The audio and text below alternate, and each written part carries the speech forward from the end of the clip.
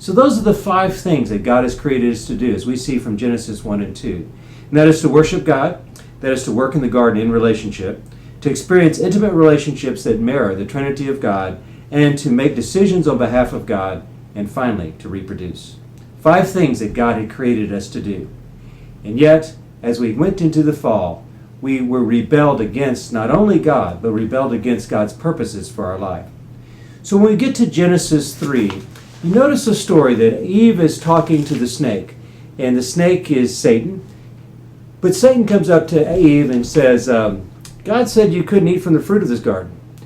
And Eve says, well, that's not true. Actually, we can eat from the fruit of the garden. We just can't eat from that one tree, and that is the tree of knowledge and good and evil.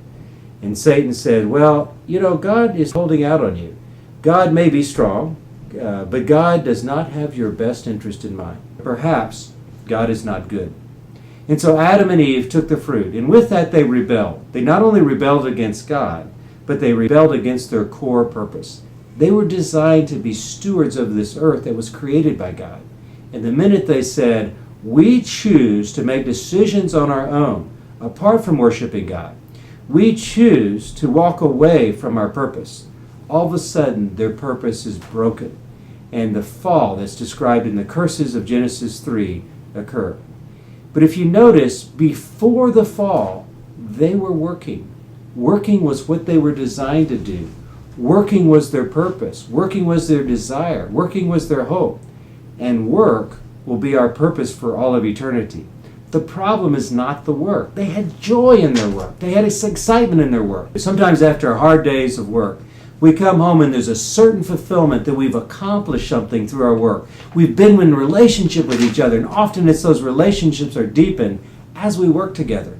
And we get a taste of what it would have been like in fullness in the garden every day. I can imagine Adam and Eve preparing something, and back then the animals would help them. And so if they were building a house, they could talk to the elephant to move the lumber. If they were able to really to see how God intended them. And at the end of the day, perhaps the house fell down.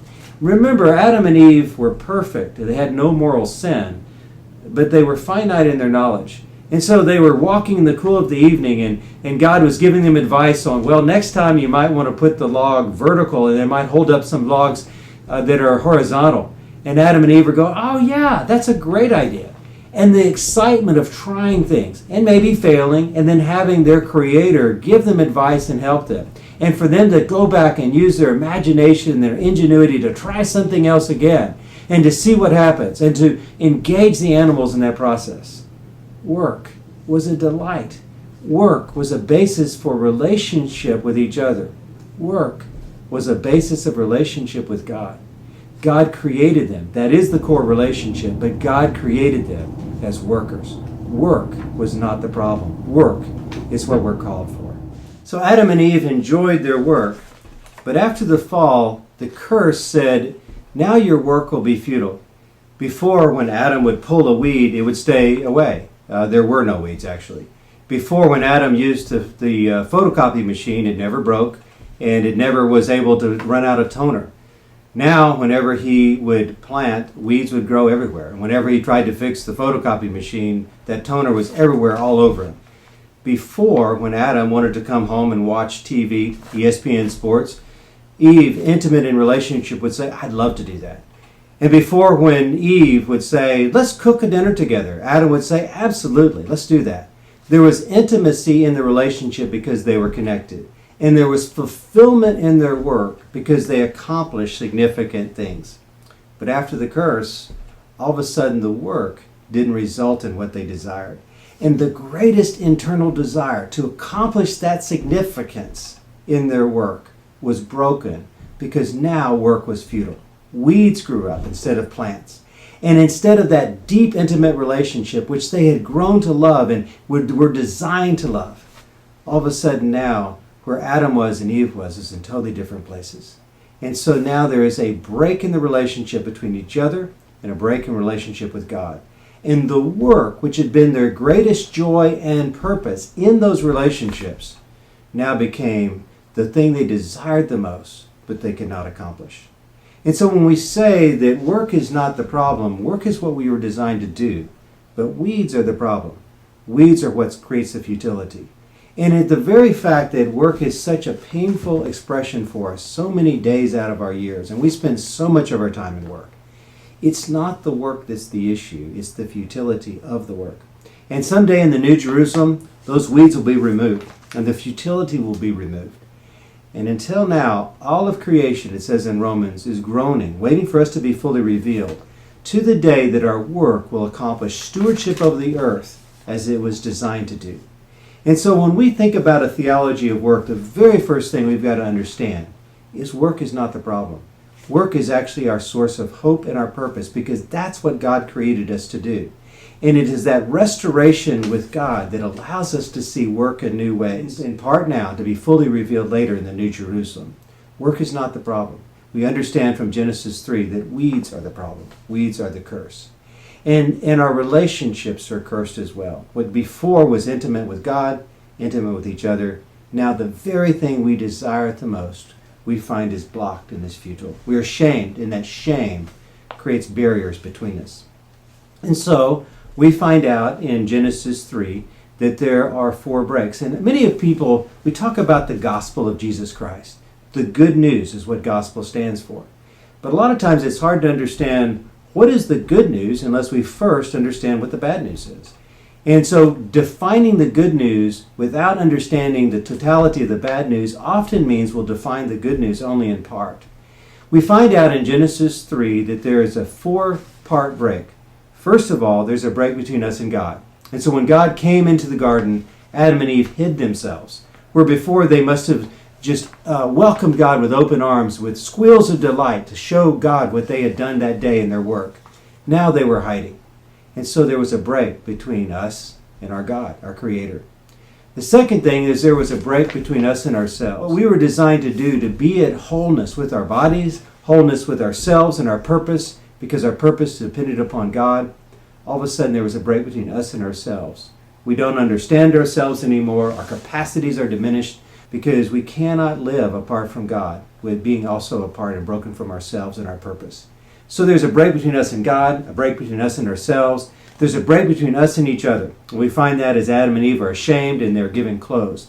Adam blames Eve for the problem, although he is the one held responsible. And so there's a blaming, there's a break between us and each other. And then finally, there's a break between us and our world. Us and the animals, who no longer didn't have a reason to fear us, but they did fear us as we started using the animals for food and for clothing. And a break between us and our world. We no longer had control over the plants. We had weeds that grew up. A break between us and the ecology. We started using resources in poor ways rather than really stewarding them in the ways that God designed. And so when we see the curse of Genesis 3, we see that there's 4 breaks between us and God, us and ourselves, us and each other, and us and our world. And when Jesus comes back and talks about the gospel of the kingdom, a restored kingdom, and when you look at the way that's talked about, the word kingdom is really a description of when God is in control and things are happening under God's power and control in the way that God designed it. And if you describe it that way, essentially the garden and the kingdom and the New Jerusalem are describing the same state. And so the garden is what God originally designed. The kingdom is what God has restored through the gift of His Son, Jesus Christ, coming to earth and displaying the kingdom, and then dying on the cross as an atonement for our sins.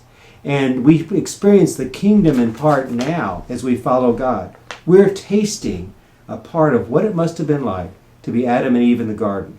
In part now, to be fully revealed later in the New Jerusalem, when the garden is restored in a city, when the kingdom comes into its fullness in the city of the New Jerusalem. And so the good news of the gospel is none of these reconciliations can happen apart from there being a restoration because of Jesus' death and resurrection and our acceptance of that gift. That restores us in a relationship between us and God. But it also begins the process of restoring the break between us and ourselves, us and each other, and us and our world. Earlier in the 19th century, certainly in the West, we had a group of people that came in and said, well, the gospel, we don't really know in a modern world we can prove that God exists. Perhaps we invented God as a social way to hold unity among peoples of the earth. But we're still going to call ourselves Christian. And so because of that, we really don't know what it means to restore a relationship with a God we don't know exists. And so therefore, we're going to talk about Christianity as being primarily a restoration between us and ourselves, us and each other, and us and our world. And there was another group that reacted to this and said, that's the social gospel, but it's not the fullness of the gospel. And the fullness of the gospel must be about reclaiming our relationship with God through Jesus Christ. And so because of that statement of people who probably weren't Christians, but yet called themselves Christians, and defining the gospel in a way that really was not effective or powerful, and then a reaction to that, we bifurcated the gospel for a century in many of our settings. And so for a century, we've had what's called the proclamational gospel, which only talks about the restoration between us and God. And then we've had the social gospel, which only really talks about the restoration of us and ourselves, us and each other, and us and our world. And yet after a century of debate and bifurcation, we can now talk about the wholeness of the gospel, 4 breaks, 4 reconciliations. And obviously none of them start without that restoration of the relationship between us and God that comes because of Jesus Christ. But as a result of that, the good news is not just that restoration for all of eternity, but a beginning of the restoration of us restoring with ourselves, each other, and our world, even in this world. The kingdom is drawing near as people see us operating out of the Gospels. The kingdom is drawing near as they see us perceiving our work in our workplaces with new visions. The kingdom draws near as everybody is seeking for meaning, as they begin to understand that we are showing them the first fruits of what will be fully revealed in the New Jerusalem. Every single human that's born is born with those 5 purposes we mentioned before. That has been what it's being made in the image of God. Every human is born with the desire to worship God, with the purpose and desire to work, to have deep relationships, to make decisions, and to reproduce. And we find that later on in Genesis 11, in the story of the Tower of Babel, that is actually happening except for that first one. If you notice that the people there are working, they're building a tower. They're working in community, they're talking, and they're trying to build a city that they could be together in closeness and relationship, just what God had designed for them. They're making decisions. In Genesis 11, it says they invented bricks. They were making decisions and inventing new ways to build. And it says they were reproducing. So they were doing 4 of the 5 purposes that God intended. But the first one, they were not worshiping God. They said, let us build this tower and make a name for ourselves, not for our God. And when we think about it, what is it called when we are designed and created for 5 things? Worshiping God, working in deep relationships, making decisions, and reproducing. And yet we are only doing 4 of those things. God is saying that is probably the worst pain of all, because you're constantly working right up to what I designed for you, but you're never going to fully accomplish it. Never. There's no way you can possibly do it. And so what ends up happening is when we do what God designed us to do, but we do it apart from God. That's another description of that is the word hell. God saved us from hell on earth by giving us no access to the tree of life. And because of that, we have a way to accept Jesus Christ as our Savior to restore to original purpose, rather than living for eternity, but never accomplishing that ultimate drive, that ultimate connection with Him and worshiping Him that actually accentuates all the other 4.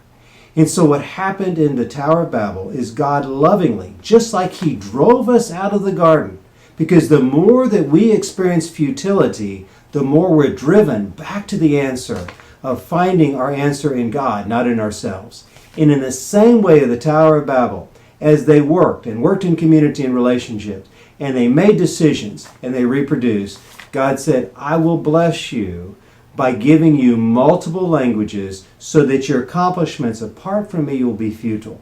And with that, you'll be driven back to the fullness of what you were designed and intended to be, which apart from that, you will never experience fullness. You'll never experience good news.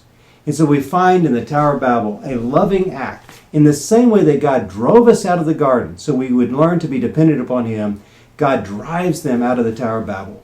So they face the futility of what it means to try to be human on your own without being a steward of God's creation.